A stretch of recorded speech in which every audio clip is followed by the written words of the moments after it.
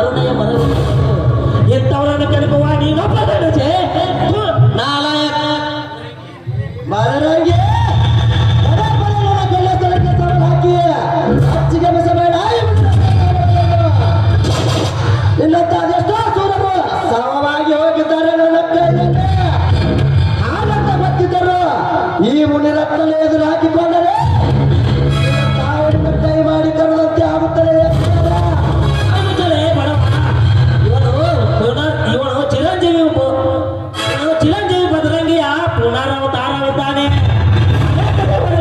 ಪಂಚವರವನ್ನು ಪಡೆದುಕೊಂಡು ಕಾಯವಾದ ಬದರಂಗಿಯ ಪುನರಾವತಾರವಿದ್ದಾನೆ.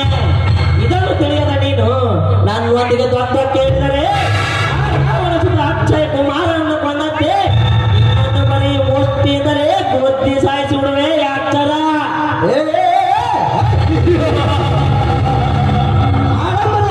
ಮುಂದೆ ನನ್ನ ಪೌರುಷ ತೋರಿಸುವುದು ಸರಿಯಲ್ಲ. ನನಗೆ